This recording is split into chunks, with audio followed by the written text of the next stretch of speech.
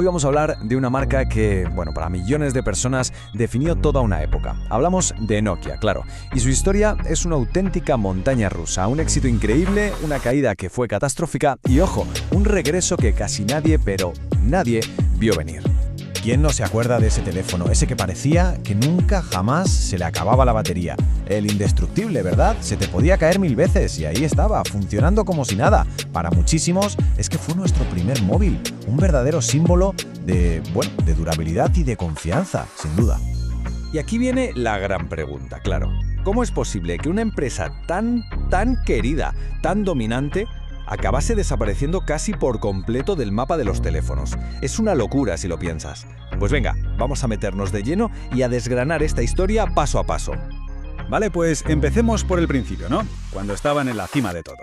Porque en los años 90 y a principios de los 2000, es que Nokia no era solo un jugador más en el mercado. No, Nokia era el mercado.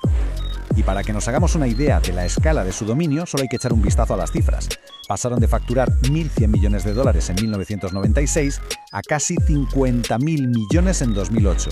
¡50.000 millones! El crecimiento fue tan espectacular que su valor en bolsa llegó a superar el Producto Interior Bruto de su propio país, de Finlandia. Una auténtica barbaridad. A ver, su éxito se basaba en unos pilares muy claros.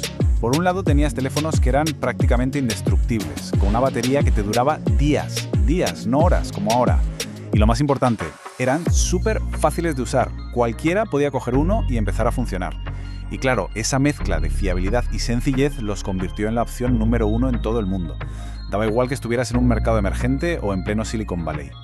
Pero claro, como suele pasar en estas grandes historias, el exceso de confianza, pues empezó a pasar factura. Mientras Nokia estaba ahí, sentada cómodamente en su trono, el mundo de la tecnología estaba a punto de dar un vuelco de 180 grados. Y lo peor es que ellos no se dieron ni cuenta. Y llegó una fecha clave, 9 de enero de 2007. Ese día lo cambió absolutamente todo, porque la presentación del primer iPhone no fue solo el lanzamiento de un teléfono nuevo, no. Fue literalmente el nacimiento del smartphone tal y como lo conocemos. Poco después, ¡zas!, aparece Android, y de repente Nokia, que intentó reaccionar con móviles como el N97, se encontró jugando en un partido totalmente diferente, con unas reglas que no entendía. Y aquí, justo aquí, es donde vemos el error garrafal, el error de base. La cultura de Nokia estaba dominada por ingenieros de hardware, gente brillante, pero que les hizo creer que el público seguiría valorando la batería y la durabilidad por encima de todo lo demás. No se tomaron en serio el iPhone, pensaron que era un juguete caro, y subestimaron por completo que la guerra había cambiado. Ya no importaba cuántos días duraba la batería, ahora la batalla se libraba en el software, en el diseño y sobre todo en las aplicaciones. Mirad, hay un dato que es demoledor. Es que lo explica todo. En 2009, Nokia lanza su supuesto iPhone Killer, el N97. ¿Sabéis cuántas apps tenía en su tienda? Unas 600. ¡600! Mientras tanto, la App Store de Apple ya tenía 100.000. La diferencia es abismal. Su sistema operativo Symbian se había quedado viejísimo y los desarrolladores, pues lógicamente, pasaban de él. La guerra ya no iba de teléfonos, iba de ecosistemas enteros. Así que con un sistema operativo anticuado y una estrategia que era un desastre, la caída fue rapidísima y brutal. La empresa entró en modo pánico total y las decisiones que empezaron a tomar a la desesperada, solo sirvieron para acelerar la catástrofe. Llegamos a 2011. El nuevo CEO, un tal Stephen Elop, manda un email interno que se hizo famosísimo. En ese email usaba una metáfora tremenda.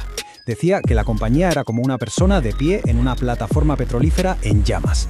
O saltabas a las aguas heladas y desconocidas o te quemabas. La sensación de crisis era absoluta. Y la decisión de Elop fue saltar, sí, pero quizás saltó en la dirección equivocada. Porque en lugar de abrazar Android, que era el sistema que estaba creciendo sin parar, fue y firmó un acuerdo exclusivo con Microsoft para usar Windows Phone. ¿Y qué pasó? Pues que los nuevos teléfonos, los Lumia, no terminaron de cuajar, no conectaron con la gente.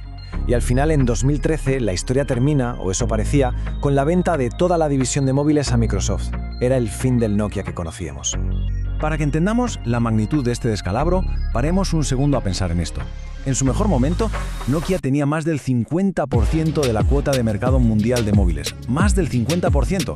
O sea que más de la mitad de todos los teléfonos que se vendían en el planeta eran un Nokia. Es una auténtica locura. Y ahora, el golpe de realidad.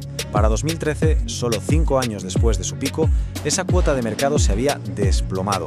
hasta un mísero 3%, del 50 al 3%. En apenas un lustro, el rey indiscutible se había convertido básicamente en un fantasma.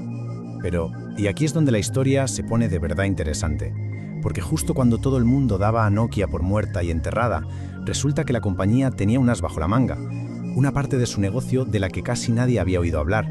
Esa división se llamaba Nokia Siemens Networks, o NSN para abreviar. Y mientras la parte de los móviles se hundía estrepitosamente, estos de NSN se dedicaban a otra cosa, a construir las tripas de las redes de telefonía, la infraestructura.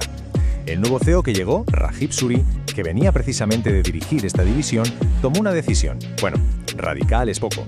La nueva visión era, en realidad, muy simple pero a la vez súper audaz. Mira, vamos a olvidarnos de la guerra de los smartphones. Esa batalla ya la hemos perdido. Vamos a apostar todo, absolutamente todo, a ser los líderes de la próxima gran revolución, el 5G.